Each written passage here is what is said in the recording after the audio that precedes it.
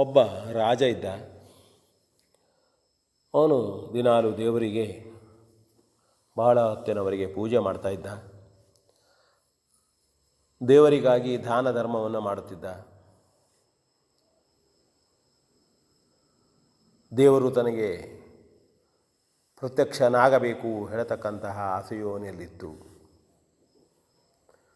ಆದರೆ ದೇವರು ಅವನಿಗೆ ಪ್ರತ್ಯಕ್ಷ ಆಗುತ್ತಾ ಇರಲಿಲ್ಲ. ಅದೇ ಊರಿನಲ್ಲಿ ಒಬ್ಬ ಬಡ ಬ್ರಾಹ್ಮಣ ದಿನಾಲು ದೇವರ ಪೂಜೆಯನ್ನು ಮಾಡುತ್ತಾ ಇರುತ್ತಾನೆ. ಅವನು ವಿಶೇಷವಾದಂತಹ ಯಾವ ಸಾಧನವನ್ನು ಬಳಸುವುದಿಲ್ಲ, ವಿಶೇಷವಾದಂತಹ ದಾನ ಧರ್ಮವನ್ನು ಮಾಡುವುದಿಲ್ಲ. ಆದರೆ ದಿನಾಲು ಭಕ್ತಿಯಿಂದ ಪೂಜೆ ಮಾಡ್ತಾ ಇದ್ದ. ತಾನು ದಿನಾಲೂ ತನ್ನ ಕಷ್ಟದಿಂದ ಗಳಿಸಿದಂತಹ ವಸ್ತುಗಳಲ್ಲಿ, ಆಹಾರದ ಸಾಮಗ್ರಿಗಳಲ್ಲಿ ಸಾಧ್ಯವಾದಂಥವುಗಳನ್ನು ದಾನ ಧರ್ಮ ಮಾಡ್ತಿದ್ದ. ಸಿಗತಕ್ಕಂಥ ಹೂವಿನಿಂದಲೇ ಭಕ್ತಿಯಿಂದ ಪೂಜೆ ಮಾಡ್ತಾ ಇದ್ದ. ಊರಿನಲ್ಲೆಲ್ಲ ಸುದ್ದಿ, ಆ ಬ್ರಾಹ್ಮಣನಿಗೆ ದೇವರು ಪ್ರತ್ಯಕ್ಷನಾಗ್ತಾನೆ. ಅವನು ತುಂಬ ಸಂತೋಷದಿಂದ ಇದ್ದ. ಮನೆಯಲ್ಲಿ ಬಡದವನಾಗಿದ್ದರೂ ಸಹಿತ ತುಂಬ ಉತ್ಸಾಹ, ಹೆಂಡತಿ ಮಕ್ಕಳು ನಕ್ಕು ನಲಿಯುತ್ತಿದ್ದರು. ಎಲ್ಲವೂ ಇದ್ದ ಹಾಗೆ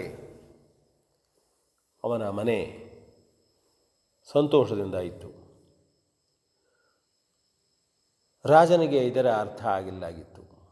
ಅಬ್ಬಾ, ತಾನು ಇಷ್ಟು ದಾನ ಧರ್ಮಗಳನ್ನು ಮಾಡ್ತೇನೆ, ಇಷ್ಟು ಹೊತ್ತಿನವರೆಗೆ ಪೂಜೆ ಮಾಡ್ತೇನೆ, ಆದರೂ ತನಗೆ ದೇವರು ಕಾಣಲಿಲ್ಲವಲ್ಲ ಎಂಬ ಒಂದು ಮನಸ್ಸಿನಲ್ಲಿ ಖೇದ ಇತ್ತು. ಹೀಗೆ ಒಂದು ಸಂದರ್ಭದಲ್ಲಿ ಒಂದು ದೇವಸ್ಥಾನದ ಬಳಿಗೆ ರಾಜನೂ ಹೋಗಿರ್ತಾನೆ, ಆ ಬ್ರಾಹ್ಮಣನೂ ಹೋಗಿರ್ತಾನೆ. ಬಿರುಗಾಳಿ ಬರ್ತದೆ, ಭಯಂಕರವಾದಂತಹ ಮಳೆ ಬರ್ತದೆ. ರಾಜ, ಅಯ್ಯೋ ಮಳೆ, ಯಾವ ರೀತಿ ಮಳೆ ಇದು, ನಿಲ್ಲೋಕ್ಕಾಗೋದಿಲ್ಲ, ದೇವಸ್ಥಾನವಲ್ಲ, ಎಲ್ಲಾದರೂ ಬದುಕಿದರೆ ಸಾಕು ಎನ್ನುವ ಸ್ಥಿತಿ ಇದೆ ಎಂದು ಓಡ್ತಾನೆ. ಅವನು ಓಡುವಾಗ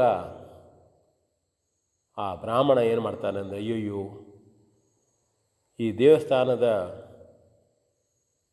ಸುತ್ತಲೂ ಮರಗಿಡಗಳಿವೆ, ಭಯಂಕರವಾದಂಥ ಗಾಳಿ ಇದೆ, ಮಳೆ ಬರ್ತಾ ಇದೆ, ಎಲ್ಲಾದರೂ ಕಟ್ಟಡ ಬಿದ್ದು ನನ್ನ ದೇವನ ಮೂರ್ತಿಯ ಮೇಲೆ ಬಿದ್ದರೆ ಅಂತ ಹೇಳಿ ಅವನು ಹೋಗಿ ಅಂತಹ ಬಿರುಗಾಳಿ ಮಳೆಗಳನ್ನು ಲೆಕ್ಕಿಸದೆ ದೇವರನ್ನ ಮೇಲೆ ಬಾಗಿ ನಿಂತುಕೊಳ್ತಾನೆ, ಗಟ್ಟಿಯಾಗಿ ನಿಂತುಕೊಳ್ತಾನೆ. ಹಾಗೆ ನೋಡಿ ಈ ರಾಜ ಮನೆಗೆ ಹೋಗ್ತಾನೆ. ಹೋಗಿ ಅಲ್ಲೆಲ್ಲ ಹೇಳ್ತಾನೆ ಅವನು, ಅಯ್ಯೋ ನೋಡಿ, ಆ ಬ್ರಾಹ್ಮಣ ಇನ್ನೂ ಅದೇ ದೇವಸ್ಥಾನದಲ್ಲಿದ್ದಾನೆ, ಏನಾಗಿದ್ದಾನೋ ಏನೋ. ಆಗ ಒಬ್ಬ ಮನೆಯ ಹಿರಿಯರು, ಸದ್ಗೃಹಸ್ಥರು ರಾಜನಿಗೆ ಹೇಳ್ತಾರೆ, ರಾಜ, ಇದೇ ನೀನು ತಿಳಿದುಕೊಳ್ಳಬೇಕಾದಂತಹ ವಿಚಾರ. ದೇವನಿಗೆ ನಿಷ್ಕಲ್ಮಷವಾದಂತಹ ಪೂಜೆ ಅಗತ್ಯ, ಅವನಲ್ಲಿ ಪೂರ್ಣವಾದಂತಹ ನಂಬಿಕೆ ಅಗತ್ಯ. ನಿನ್ನಲ್ಲಿ ಇನ್ನೂ ಅದು ಪಕ್ವವಾಗಿಲ್ಲ, ಹಾಗಾಗಿ ನಿನಗೆ ದೇವರು ಪ್ರತ್ಯಕ್ಷ ಆಗ್ತಾ ಇಲ್ಲ. ಬ್ರಾಹ್ಮಣ ತಾನು ತನ್ನ ಜೀವವನ್ನು ಲೆಕ್ಕಿಸದೆ ಅಲ್ಲಿ ಹೋಗಿ ದೇವರಿಗೇನಾದರೂ ಆದರೆ ಎಂಬುದಾಗಿ ಭಾವಿಸಿ ಅಲ್ಲಿ ಹೋದ. ಪೂರ್ಣವಾಗಿ ದೇವನಲ್ಲಿ ಅವನು ಅರ್ಪಿಸಿಕೊಂಡ. ಹಾಗಾಗಿ ಅವನು ದೇವರಿಗೆ ಪ್ರತ್ಯಕ್ಷ ಆಗ್ತಾನೆ ದೇವರು ಅವನಿಗೆ ಎಂಬುದಾಗಿ ಹೇಳ್ತಾರೆ.